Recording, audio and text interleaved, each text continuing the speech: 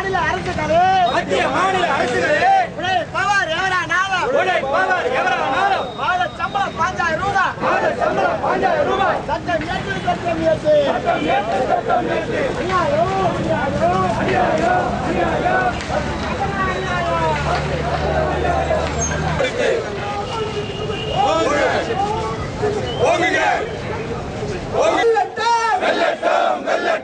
அகில இந்திய வேலை நிறுத்தம் உழைக்கும் மக்கள் வேலை நிறுத்தம் வெள்ளட்டம் திறக்கட்டும்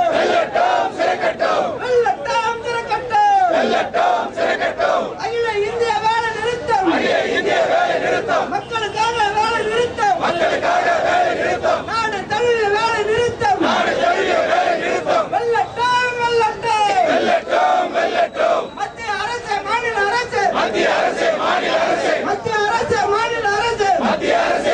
அரசு கட்டுப்படுத்து பெட்ரோல் டீசல் விலை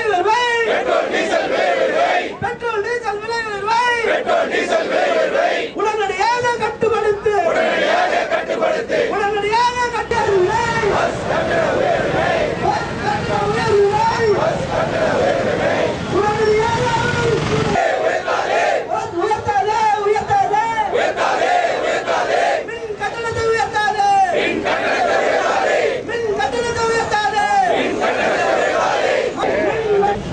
அகில இந்திய அளவில் நடைபெறக்கூடிய இந்த பொதுவேலை நிறுத்தம் 10 அம்ச கோரிக்கைகளை முன்வைத்து நடைபெறக்கூடிய இந்த பொதுவேலை நிறுத்தத்தில் அனைத்து தொழிலாளர்களுடைய பிரச்சனைகள் மட்டுமல்லாமல் சாதாரண மக்களுடைய விலைவாசி உயர்வு, வேலைவாய்ப்பு அளிக்கப்பட வேண்டும், பொதுத்துறையை தனியார்மயமாக்குவதற்கான நடவடிக்கை கைவிட வேண்டும் போன்றிருக்கக்கூடிய பல்வேறு கோரிக்கைகளை வலியுறுத்தி இந்த வேலைநிறுத்தம் நடைபெற்றுக் கொண்டிருக்கிறது.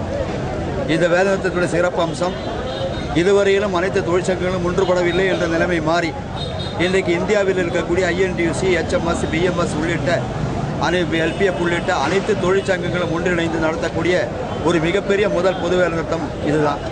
ஆகவே இந்த அளவில் மத்திய அரசாங்கம் நேற்றைய தினம் சங்க தலைவர்கள் அழைத்து பேச்சுவார்த்தைக்கு கூப்பிட்டுருக்காங்க. அவர்கள் வேலைநிறுத்தம் நடந்த பிறகு நாங்கள் பேசுகிறேன்னு சொல்லியிருக்காங்க. உருப்படியான நடவடிக்கை எதுவும் மத்திய அரசாங்கம் எடுக்கப்படவில்லை என்று சொன்னால் இந்த போராட்டம் தொடர் போராட்டமாக அது மாறும்.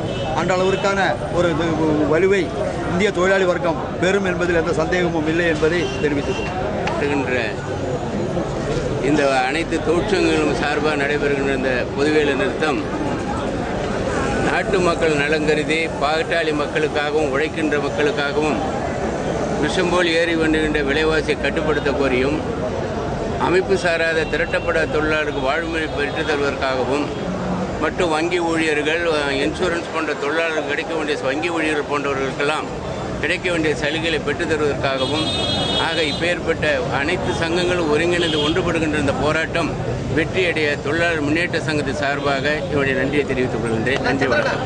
இந்த பகுதியில் நல்லா இருக்கிற இப்போ ஜனம் கம்மியாகுதுன்னு சில பேர் கற்பனை பண்ணிட்டு இருக்கிறாங்க. ஆனால் ஃபுல்லாக தமிழ்நாடு, இந்தியா பூரா ஆகிடுச்சு. எல்லா கட்சியும் எல்லா கம்பெனி ஸ்ட்ரைக்கு.